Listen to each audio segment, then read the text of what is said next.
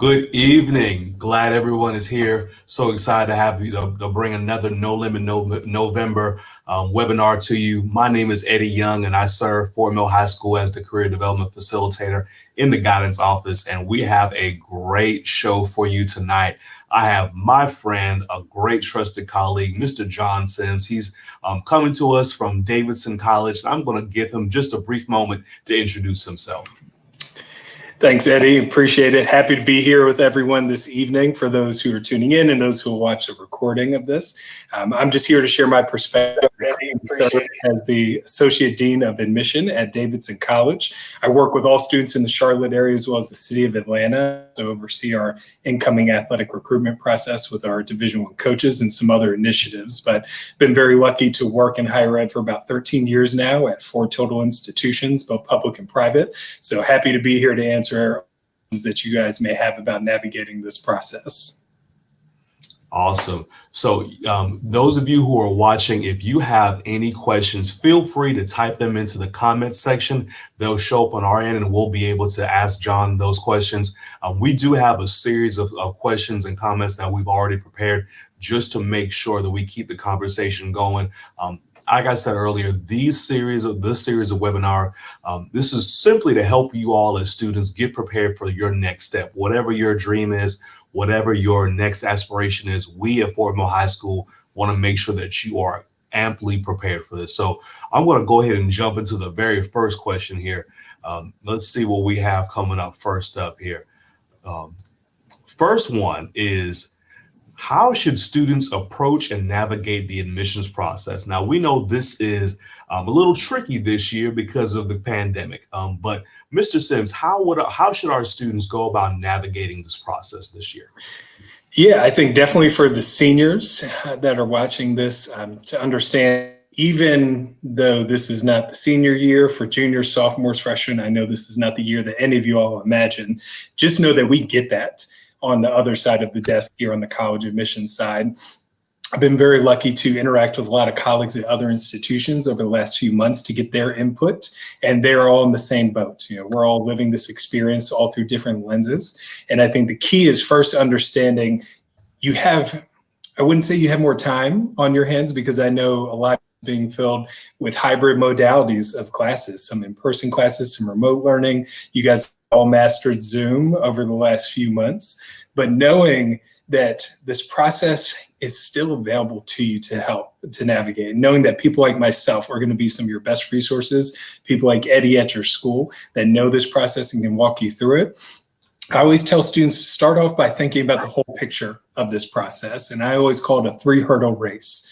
And I always use analogies in these discussions, but the first hurdle is taking time going into your senior year to identify all the colleges and institutions that you may be interested in applying to, and knowing that there are thousands of institutions across the entire country, so many schools that are the right fit for so many students. There's tons of resources, and I'll be able to share a few links of some that you can use to help you navigate this search process.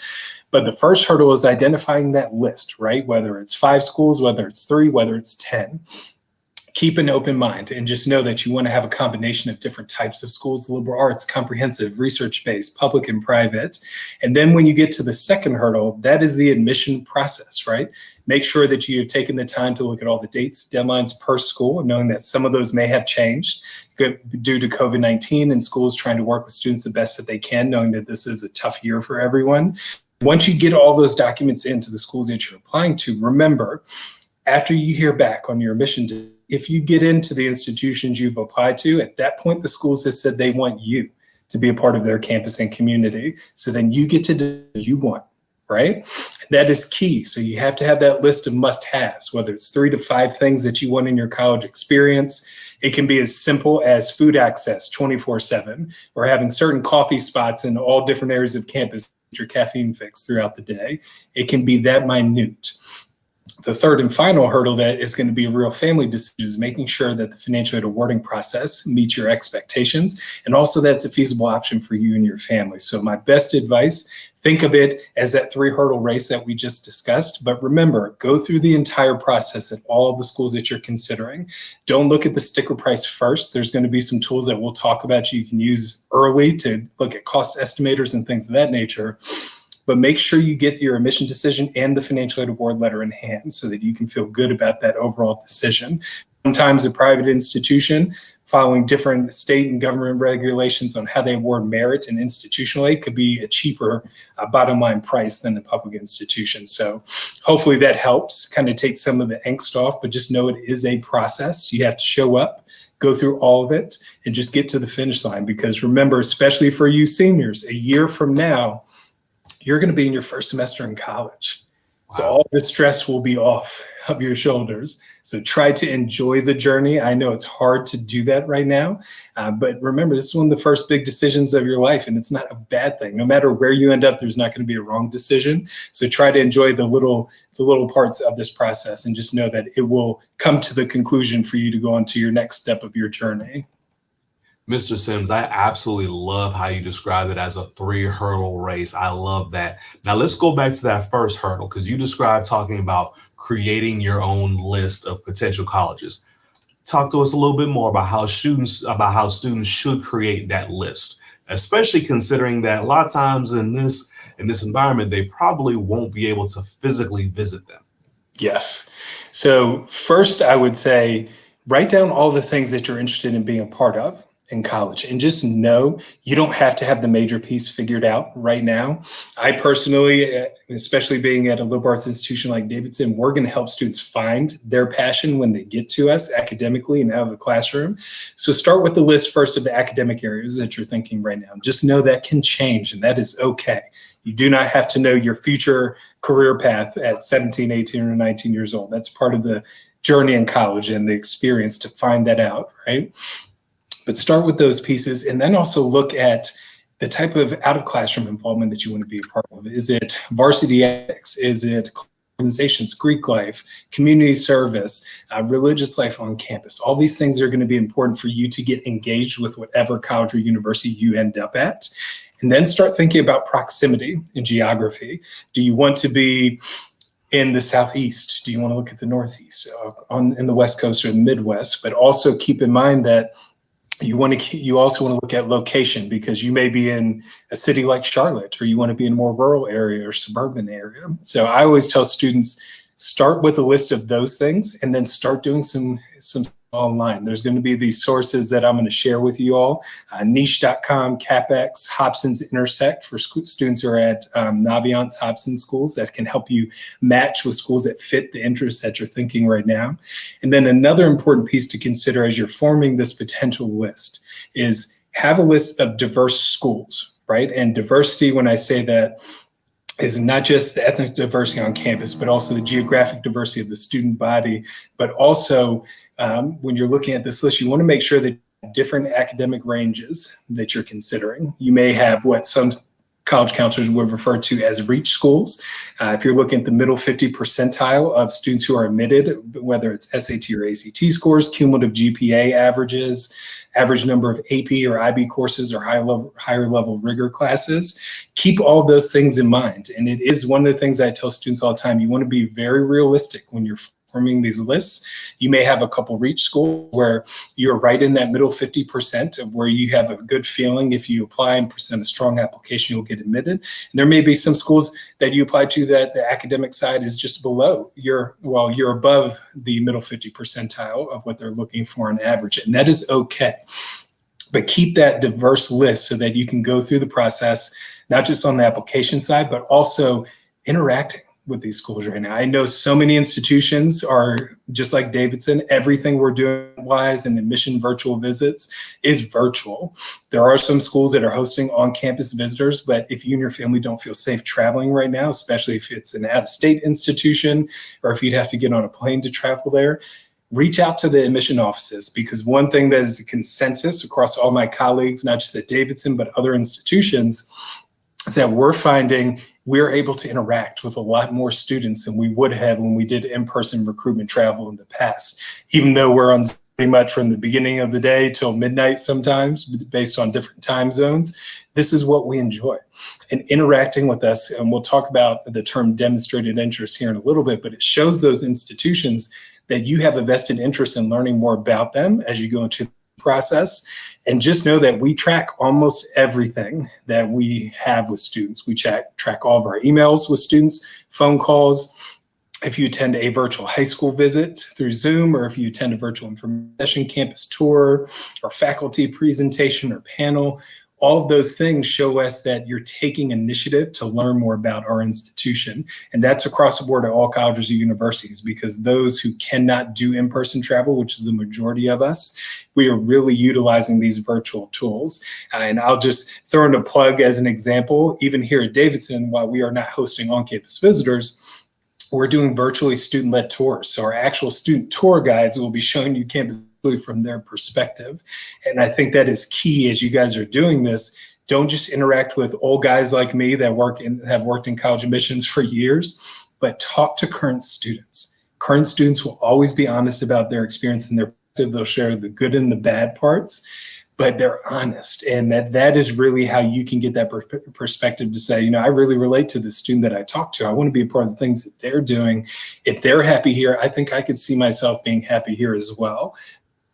That's how I would start it. I know that was a long answer, but keep the list diverse and open, and don't cut yourself off from looking at other schools because it may not be the popular name where you're living right now, where you're growing up. Be open to different opportunities. I know for myself, as an example, I ended up at a state school in Virginia that I had never heard of when I was going through this process. And it just happened that everything worked out for me as a college athlete and academically. And I remember the campus, I knew that this was the right place for me, but if I hadn't kept that open mind, I would not have ended up there, and I probably would not be in the position that I am here at Davidson right now. Tell you, Mr. Sims, what you have really described is helping our students have almost a sense of adventure. They have this opportunity to really decide their own future, pick their own path, so to speak, and I really appreciate that. Because there's absolutely nothing wrong with going to one of the bigger name schools, but sometimes you might find a little something special just for you by finding or by trying something out that's a little bit different than what everyone else is doing. Now, one question I know, and you kind of hinted on this a little bit now, is we know that some of our extracurricular activities have changed, they've moved to different times, or they just may not be happening at all. How could our students navigate a lack of or stoppage of their extracurricular activities on their application? Yes, great question. This comes up a ton in the sessions that I do for Davidson. And I think the first piece that I'm going to say is know that we get it on the college admissions side. We are not expecting to see the same level of out of classroom engagement going into this year on student applications, because every region of the country has impacted in numerous ways, but currently at the moment, there's all different opportunities. Some of the territories I work with can play sports right now, and some of them are in classes, but in that same city, some are completely remote based off of their high school's decision. So just know first off that it is okay. If you had been in student government for 3 years and you're hoping to get an officer position going to your senior year and you're not able to because everything is remote, it's all right. Same thing on the athletic side. Just know that what we want to know on our is, what have you decided to spend your time doing if you're not doing this? And I think it's important to note, I got this question from a parent a little while ago, and my response, I think, opened up their mind to what was really happening with students right now. And they say, they're around the house all day with remote learning, and they're not doing all the other things that they were doing. I don't want them to waste time. And I said, have you talked to your student about what they're filling that time with? And then come to find out that they had this passion for creative writing, and they decided to use that additional time to start writing their own stories and start documenting these things. And that is their passion that they potentially want to pursue in college. Said that to me is not wasting time. They're exploring passions and interests. I read an update from a student a little bit earlier in the week that told me that during quarantine, his aunt decided to teach him how to play piano. He had never played piano before. And all of a sudden, when he started getting the hang of it, he realized that this was something he really enjoyed. Now he's looking at potentially majoring or minoring in music in college. Wow. So I think the key is, I think the key is fill us in on the whole story. One thing I didn't mention when I was talking about how to navigate this process earlier is that it's always going to depend on the institution that you're applying to and, how long they spend reading applications. Sometimes based on volume, it's impossible to spend 30 to 40 minutes on an application file. I know for myself at Davidson with my students, I spend anywhere between 30 and 35 minutes doing the first read on each file because I read the essays, I reread the recommendations so that when I go to the admission committee, I can do my students justice in telling their whole story. So the best advice I can give you is share your entire story in the application. Know the application is really the best way to advocate for yourself outside of communicating with the admission offices, but you want to share everything, right? One of the questions I always get is, when I'm writing my college essay, how do I make that stand out? And the first thing I say to students all the time is don't try to write something you think we've never read, because we read thousands of these. I've read thousands in my career. But if that individual student writes about what their passions are, what gets them up every morning and answering that essay prompt, that's an essay we haven't read yet because it's about that unique individual and what gets them going on a daily basis. And I really think that is one key piece to take in mind when you're thinking about the extracurricular piece on the application, and know the common application, coalition application, and many institutions that have their own application platforms. Adding an additional, how has COVID-19 impacted your life and your experience right now? You also have the option of talking about extracurricular activities that are most meaningful to you. And that doesn't have to be clubs at a high school or athletics. It can be if you have younger siblings and you're dedicating hours per week to take care of them, help them with homework, take them to and from school or practices. That is dedication. If you're working a part-time job, also going to school, that is dedication. Those are things that we think show responsibility, maturity, all these things that you can bring to our campus. So remember, it is the whole picture of you as the student, not just the stereotypical things that you may think you have to have through all 4 years on your college application or on your resume. Share everything and just let us know how you're feeling this time. If you get to explore cool new passions or work on independent projects, those are really neat things that help us get to learn more about you as a student. Mr. Sims, if I'm hearing you correctly, and I know this wasn't one of our prepared questions, but it sounds like there's a real human element to the admissions process, and Yes.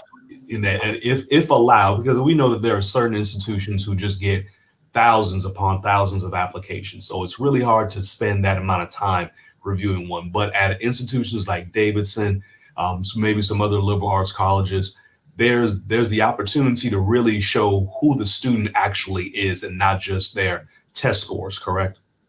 That is unbelievably correct.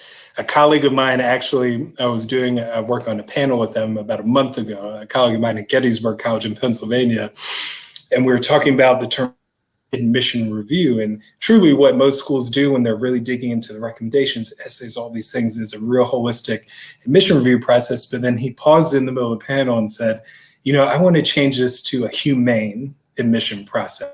We're looking for good human beings that can add to our campus in all these unique ways. And that is really what we want to know, because in the end, I think one of the hardest parts for folks to understand about the admission process is it's not always a GPA and test score game, especially now with the number of schools that are going test optional due to testing cancellations across the country. It is about predicting a student's success, not just academically, but overall. What are you going to bring to our campus? There's so many times that we read applications and we see all these neat things that students are doing, and we are already connecting the dots. We're like, I want to get them in touch with this current student at Davidson because I know they will love being a part of this organization, doing independent research with this professor. Those are things that we are always thinking about. So it really is, I'm glad you said that, it really is a human process. We're looking for good people overall that can really add to our community. And that can happen in so many different ways. So I really like that point.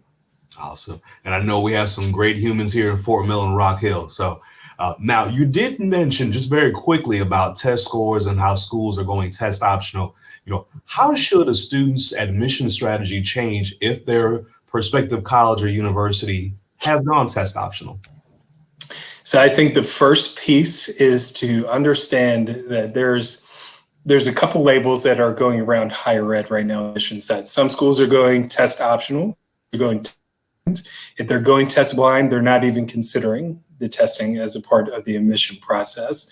And know some schools, especially in different areas, some public institutions weren't able to make that change because when they make a change at one, it has to be approved across the board for all public institutions in the state.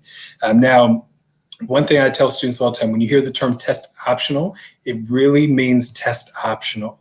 And what that truly should mean also on the admission side is that no student should be at an advantage or disadvantage, whichever route that they choose to go.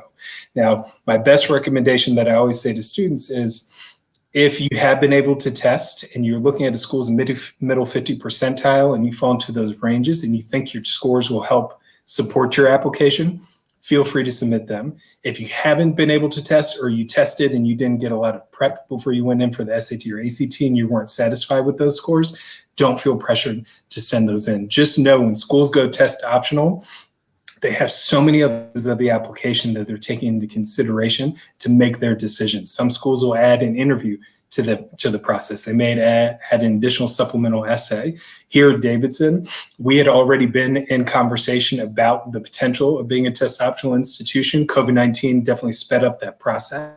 But we get so much out of 4 letters of recommendation from different individuals, from 2 essays in the application, from really diving into the transcript and looking at students in place, pairing schools, but what was available to students at each individual high school, that we feel confident we have enough information to make a sound admission decision on.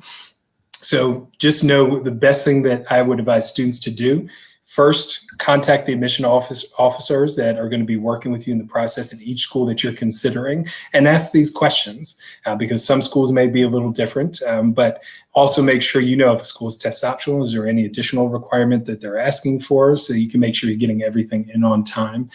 But just know that test optional really is an access point for students that may not, even if they did test in March of this year, or maybe in August or September, if students don't have access to testing prep, they may not be able to perform to their full potential. So just know that this is to make sure that you feel when you apply, you're putting your best foot forward with all the quality information. So never feel pressured to submit to a test optional institution. Make that decision that you feel is going to be best for you as the applicant. That's great. That's great. I really love how you interwove so much about communicating with the college, with the university, to make sure that they understand where you're coming from as well. That leads us to our next question.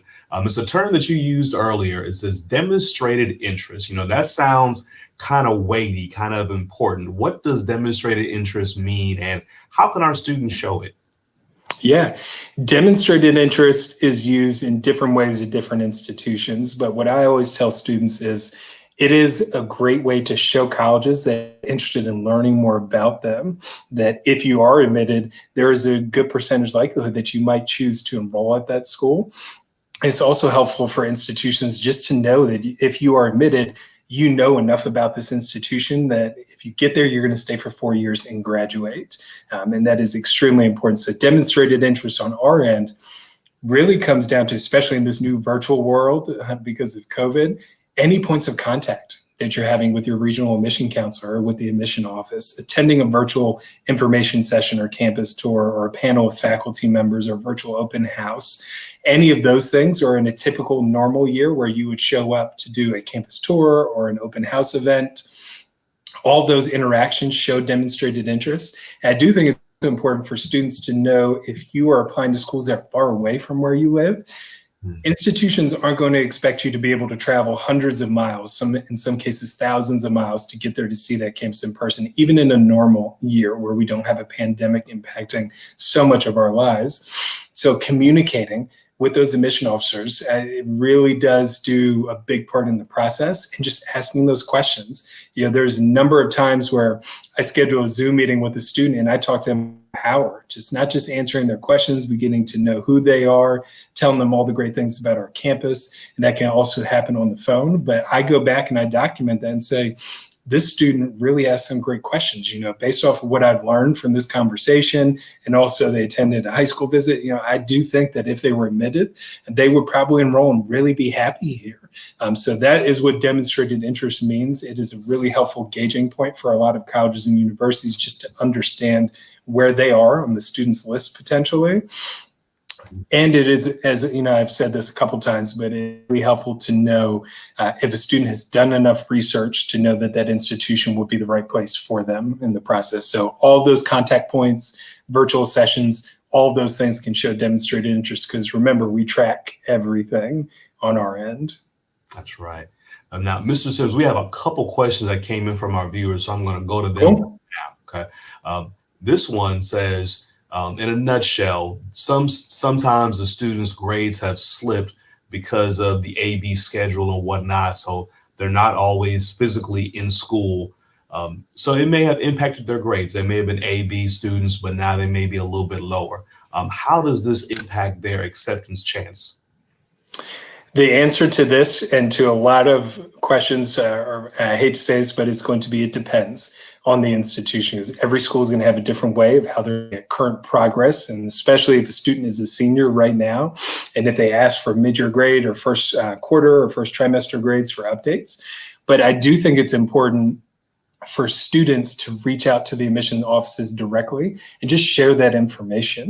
You know, one thing I would always tell students, even in a normal year, if I'm looking at a transcript and I have final grades from freshman through junior year, and in some cases, those grade updates from senior year at the moment, right? Maybe the first quarter grades. If I see a dip in grades, say in sophomore year, but then an upward trend in junior year, if the student doesn't tell me about that, I don't know what's going on. I never want to make assumptions when I'm reading a file. So there's an additional information section on most applications, Common Application, Coalition Application, where students can provide a little bit more in-depth information on anything that may have impacted them outside the classroom. I think a perfect spot to answer or to share this information in this instance would be, how has COVID-19 impacted your life and your learning experience? And just share that, because institutions are going to be much more understanding across the board this year. They get it. They know that if a student has been, you know, I've talked to schools all over the country that some are, for a few weeks, they're completely remote, and then they're transitioning to in person, and that goes for a few weeks, and they go back to being remote. That is a hard thing to navigate as a student, not just as a student, but an entire family and household. So just know that we get it, but it is important to share that with the institutions that the student is applying to, and just say, you know, obviously we can see that the student has performed well in these core subject areas. If there is a slip in grades, tell us why.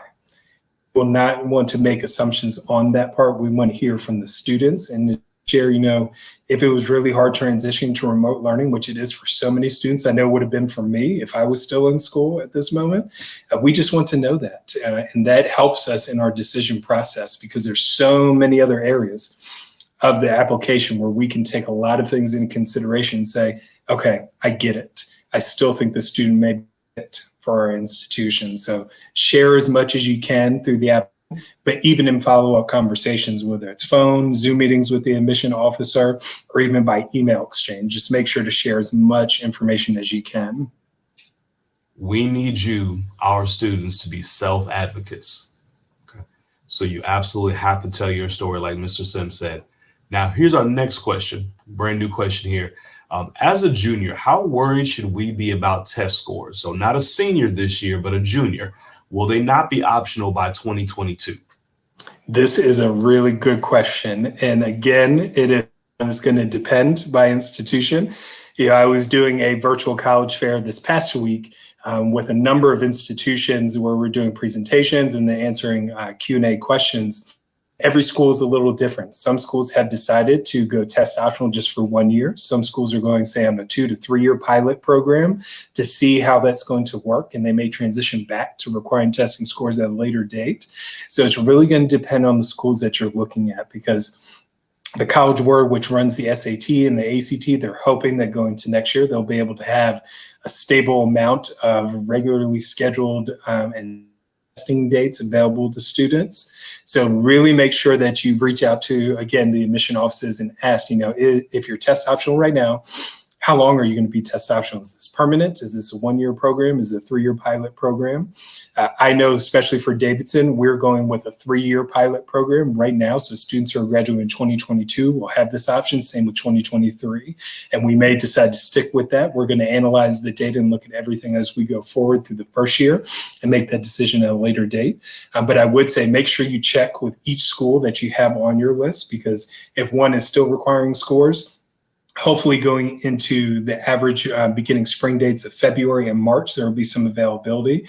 But the one thing I would say is don't feel pressured to drive, say, 2 hours to get to a testing center because the ones close to you have closed or are canceling test dates. I've had students reach out to me, even though we are test optional, saying, should I go do this? I tell this time, I say to the student, we do not expect you to drive far away from where you live to take this test. Okay, so test option will be a great route for a student at that point in time. But again, it will depend on the schools that you're looking at. So I would say, if you can go ahead and look at some potential, you may want to just plan to potentially take those or register for them. But know that if you're looking at schools that are going with longer timelines of being test optional, then you'll get to make that decision, and you want to be sure of trying to make sure you get those test scores in. Awesome. Awesome. We have one more question that just came in. What are some good resources to help build that list of target colleges? Yes. And what is the best way for me to share some of these links? Let's see here. I'd say, well, if you send it to me in the chat, then I can send it up. Okay. There are tons of good, and a lot of times students and families start with different ranking entities like US News and Princeton. All these are great resources to learn more about schools, but there are some really cool platforms out there where students for free can make logins, put in at this point in time, what their academic interests are, different clubs and organizations, types of institutions they're considering, as well as region that they're looking at in the country, or even some cases out of the US. And they'll be able to match students up with schools that they may not be thinking about right now. And some of those that come to mind that I'll send through the chat to Eddie are niche.com.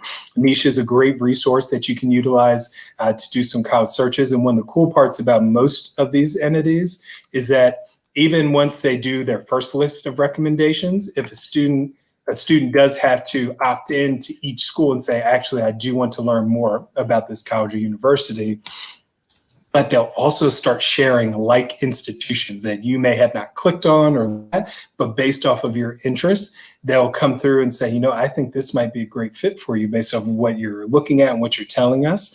Another one is CapEx, and I also sent that one through. And if you are at a high school that is a Naviance high school, it's called Hobson's Intersect, and I'm also going to send that link through. This is a great resource that you can utilize, and students, you're going to get, if you're not used to it now, you're going to get really familiar with using Naviance if you're at a Naviance school, but there's search tools that help you plan accordingly. And then one other one that I'm going to send is the Coalition for College. Not all schools are coalition colleges, but this is a great access entity that helps students across the country and outside the US learn more about colleges and universities. They allow you to make what they call a coalition locker, where you can put grade updates as you're going through freshman, sophomore, junior year, all these different things that you're interested in. They also help match you up with schools. So hopefully some of those will help. But a lot of these resources, they are free to, well, pretty much all of them are free to the student, and they really help you start seeing what else is out there. So I definitely recommend each of these to help you guys start navigating this process. And then outside of that, the best resource once you start identifying the schools is always going to be the college admissions, and then asking people like me for opportunities to connect with current students, as I mentioned earlier, at those schools. Thank you so much. Now, you see why I brought Mr. Sims on. He is a wealth of information. Thank you so much. As we go to our next questions, I'm going to post all of these links into the chat, into the comment section. That way you all can find them a little bit later on, okay? Now, we are going to jump to our next question. And this one can be a little heavy. How do we approach the financial aid process? Yes, this is a question that I want every student and family to ask me and my colleagues that are looking at Davidson and any school that you're looking at. As I mentioned earlier, it's truly important to get a few key pieces under your belt as you're navigating this. First, understand that sticker price does not always dictate final bottom line cost at institutions. A big thing that you'll find is that obviously with public institutions, you're going to have an in and out of state cost point for students, but state institutions do not follow the same government regulations when it comes to financial aid awarding. They may not have the opportunity to award as much merit aid as they would want to. Not because they don't want to, it's just state legislation that can prevent them from doing so. And private institutions may have a higher sticker price, but they may have different awarding processes, whether that's merit institutional aid or institutional grant aid that they can put on the table to help decrease that cost. And outside of just looking at any potential funding sources, it's also important to ask the financial aid offices, what percentage of need do you guys meet for students? I think that is one thing that doesn't get brought up a lot in conversation. And just as an example here at Davidson, we are the first liberal arts institution, now one of 17 schools in the United States, that meets 100% of each admitted student's calculated financial need without including federal loans in the package. It's all through what we call our Davidson Trust, which is funded all through alumni donations. Our alums care so much about the experience that they had that they want to make it possible for new and future students. Davidson Trust so that we can award students with institutional grant aid and on-campus employment. And remember, grants are great. That is free money towards your cost of attendance, just like scholarships are. So with that in mind, I tell students all the time, every institution is required to have what we call the net price calculator on their financial aid area of the website. That's going to be a great starting tool where you and your family will be able to go on. You're going to enter, sometimes it can take anywhere between 20 and 25 minutes, but you're going to enter tax return information. In some cases, they'll ask for academic information from the student, and this will give you what your estimated EFC, your estimated family contribution, would be for that year. And keep in mind, a few years ago, the federal government put in legislation, which is no longer new, but it was called the prior rule. So they look at the prior year's tax return information, which is why the FAFSA and some schools also ask for what's called the CSS profile, which gives a little bit more in-depth look in the financial picture. That's why that is now available for seniors to submit on October 1st of their senior year. In years past, you had to wait until January 1st. Then you had to complete tax information for that year and submit that to the institutions, and it would really delay the process of getting a financial aid award letter. So now using the prior year's tax information helps schools the process to get official financial aid award letters out to admitted students, but also understanding that this year the financial picture is going to change for a lot of families from what they had income-wise in 2019 and what their income is in 2020. So there are special circumstance forms that you can submit. And I always say, talk to the financial aid offices at the institutions you're looking at to have these conversations.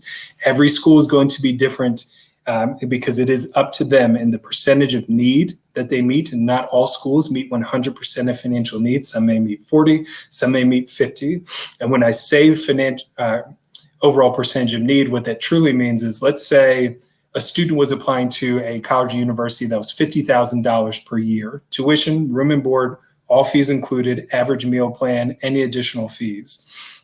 If they're meeting 100% of that family's cost of attendance, if they submit the FAFSA and the CSS profile and it comes back and says this family can contribute their EFC $10,000 towards the cost of attendance this year, then that school would meet $40,000 of need for that student. And one key piece to note is it's not a guarantee that federal loan will be a part of that package. It will probably be a combination of merit aid from the institution, which can be scholarships, as well as institutional grant aid. If a student qualifies for state and need-based grants, as an example, that could be included as well. So know that you want to look at the entire financial picture of what you get from the net price calculator as you're starting this process. And then when you get that financial aid award letter, you want to look at the entire picture of what is going into a school meeting your financial need. So I know there was a ton of information that I just threw out there, but I really want every student that I work with to use the net price calculator on our website. We also have another tool called My Intuition, which is it's not going to be as in-depth as the net price calculator, but can give you a great snapshot. So students who are seniors right now, keep in mind that you're going to want to use the 2019 tax return information for this coming year. So hopefully that information is complete, so you can just go ahead FAFSA, CSS, and also make sure to ask each school that you're applying to, what are your financial aid deadlines? Some schools will leave the FAFSA open and allow students to set post-admission deadlines and post-admission decision, as long as they can get an award letter out to you prior to their goal of May 1st of a student's senior year, the national deadline to commit. But some schools will say, if you don't want loans, for, as an example, included in your financial aid package, the admission application deadline you select is also the financial aid deadline. So you'll need to get all of your admission materials in, as well as the FAFSA and CSS profile. So ton of information that I just threw out there.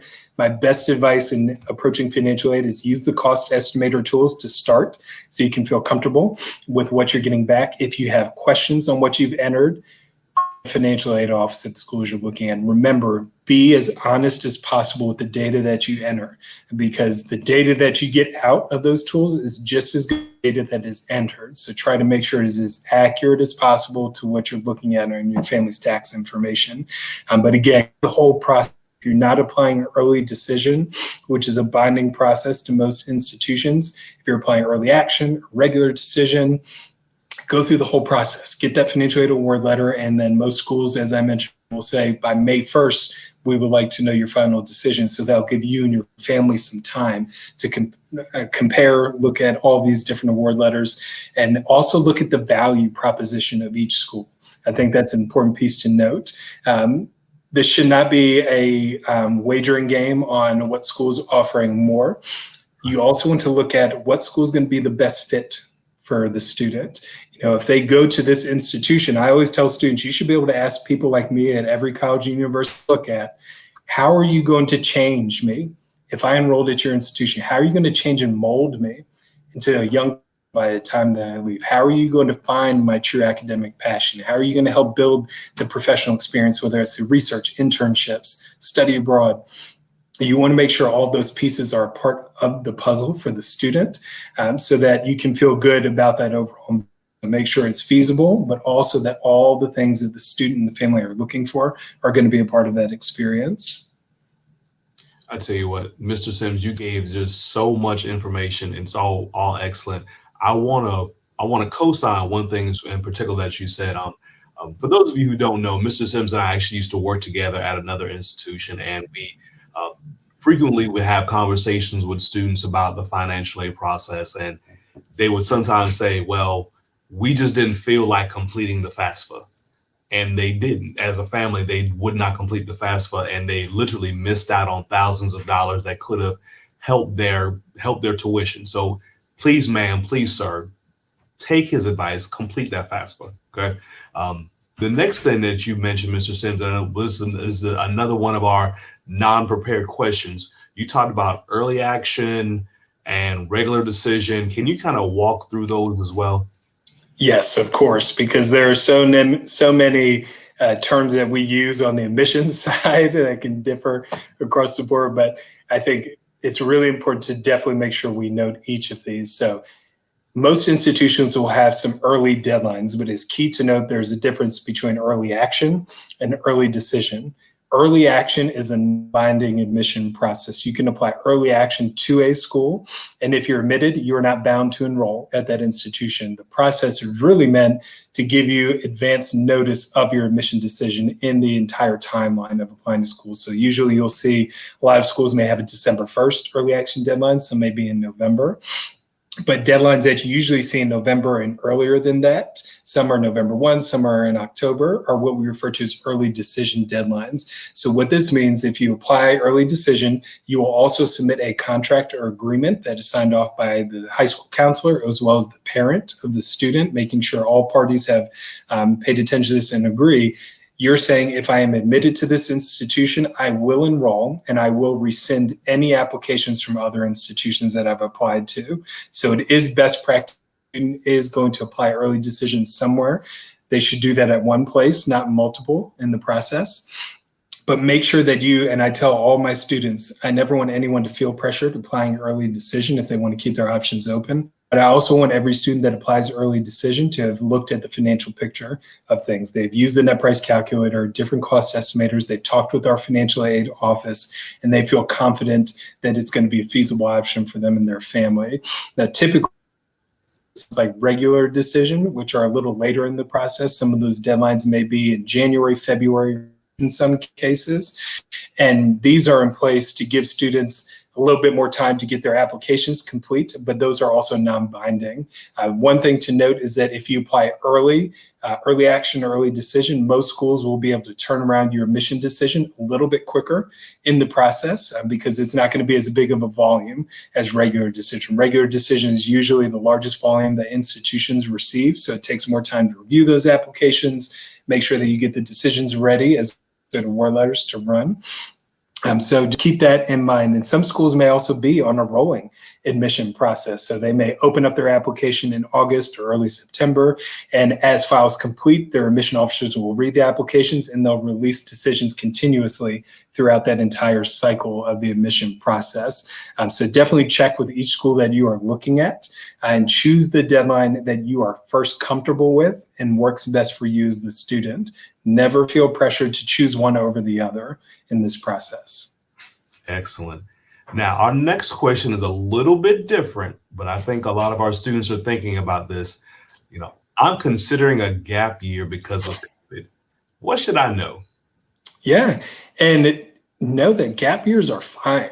So many institutions, even prior to the pandemic, it was completely normal to request a gap year. I think the key to note is that every institution is going to approach this process just a little differently. Some instances you have to apply to take a gap year, and usually what you're going to want to get is first get through the admission process. If you're considering taking a gap year, it's not going to hurt you in the process to communicate that to those schools early on so that they know as they're going through, they know you're a great fit for this institution, but they can plan to have you on campus the year from that point in time. So be open and honest with the admission offices. It's not going to be looked at negatively if you're planning on doing a gap year in advance. But this year was one of those years where gap years came up a lot for students and institutions had to be way more flexible. As typically in the past, most schools, if they had a very clean and smooth process for approving these, they would want to know exactly what students were going to be doing during that time. Students may be traveling abroad or working for a service organization or a nonprofit. And those are things that we want to know, but we also know that this year is still in flux. We do not know what the next week is going to look like, the next month, the next semester. To do this the right way, you have to really be and the institution needs to look at how are things going day to day, week to week in this process. So we can't predict what those numbers are going to look like next year, but just be open and honest with the admission folks that you're working with in the process and know it's completely fine to request a gap year. But make sure that if you have an idea of what you want to do during that time, you prepare that information to share with the schools, especially if they're going to ask you to apply to take a gap year. Because in most instances, you need to first be admitted to that institution and then put down an admission deposit to secure your spot in the class. So keep all those things in mind as you're going through this. But there's nothing wrong with a gap year. I mean, sometimes students really get to do some cool things that are impacting not just different areas, but their community or things that they're passionate about. And it can be a little break from a pretty crazy senior year before you go on to your next academic journey. Absolutely. Now we have a new question that came in. Said there's a lot of information, feeling very overwhelmed. Specifically for Fort Mill High School, how can we help our students with these decisions? What I can tell you is that in the guidance department, we're really excited about helping you make that next step. And quite honestly, the way I look at it, it's a college can be a vehicle. Okay, so if we decided we wanted to go to California, there's lots of different ways we can get there. We can drive a car, we can take a bus, we can take a flight, we can take a train. It all depends on how you want to get there. And we're more so interested in what's the end result, so to speak. Okay, so what I don't want any of you to do is to walk away and think, I'm just going to go to college simply to go party and have fun. Okay, because there's lots of different things you can do that will involve partying and having fun that don't involve spending money on going to college. Okay. We want to make sure that you're making the right decision. So how do we do that? We're going to sit down with you. We're going to talk to you about your dreams, your aspirations, help you figure out where you're best talented, where you're gifted. If there's some things that maybe you need to avoid, like let's be honest, if you say you want to be an engineer and you're not so good at math, we may need to supplement that somehow, in some way. Okay. But we're here. We're definitely sitting here ready for you. I'm literally in the guidance office right now. But trust me, we're ready to come talk to you. So Briggs, Cannon, anybody else who's interested, come find me. I'm in the guidance office, and I'm really, really ready to help you out. Okay. Now, that was a good question. I know that we have a few more questions coming up, Mr. Sims. So if you have anything else, students, parents who are watching, feel free to shoot them in before we close up for tonight. The next one here, my class was dropped. I was really interested in taking this class in my high school, but COVID came and now that teacher's not there anymore. How will that impact my admissions process? The answer to that is going to depend on how you respond to that course being dropped. One thing that institutions want to see in the admission review is continued pursuit of academic subjects through a student's senior year, as well as the pursuit of rigorous coursework, and also making sure you're keeping balance. And I think sometimes when I talk to students and families about taking on academic rigor, whether it's AP dual enrollment, IB coursework, or whatever the school has named the highest level of courses there, don't overwhelm yourself. It may be 1 to 2 of these courses per year, right? Or maybe if you're really getting into the groove of things, maybe 3. But just know courses dropped. Find another area that you can include in there, because one thing I tell students all the time, it's one thing to meet these high school's graduation requirement, but if you continue with hard level courses in all these different academic areas, your Englishes, lab sciences, foreign languages, social sciences, and math courses all the way through, that's going to make sure you're keeping up that practice so that when you get to college, there's no lack in or time span that you weren't taking, say, a math course or a science course before you get into those required courses for the general education curriculum at whichever college you enroll at.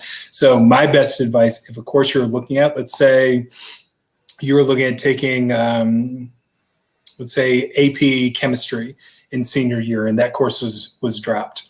Fill it with another class. It doesn't have to be an AP level course. It can also be doubling up in another subject area. So if you're taking one social science or history, you may be able to add another one on there, but just keep going with the coursework. Don't drop the number of courses you're taking if you can handle more. And it's always good to always keep in mind, think about 4 to 5 core academic subjects per year would be my best advice in the process. And also make sure that you share that information with us. So we know if you have a passion for the STEM fields and that you've really wanted to take that AP chemistry, AP physics 1 or 2 going to senior year and then one wasn't offered, just tell us that in the process, because that might be a way for us to say, you know, for what I'm seeing in the prior grades in these subject areas, the student's really good in the STEM fields. I want to go ahead and connect them with this faculty member in STEM here at Davidson or whichever school you're looking at. So I would definitely say if the course is dropped, think about how you can fill that hole in your schedule and make sure that you're just keeping good balance in this process. Awesome. Awesome. Now, our last prepared question for tonight. I know this is something that's near and dear to your heart as a former collegiate athlete. You know, how do college athletes prepare and navigate through this process?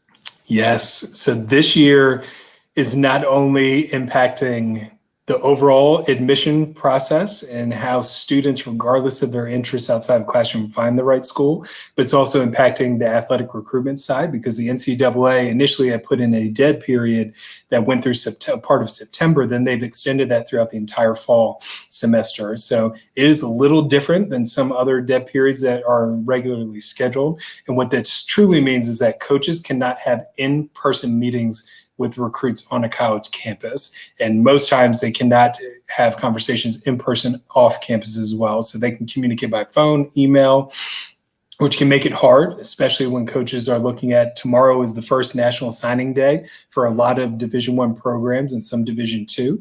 So it's hard, you know, if you haven't been able to get in front of the coaches. But my best advice is know that the are actively virtually recruiting a lot of students because they can't get to see you at a showcase or a high school game.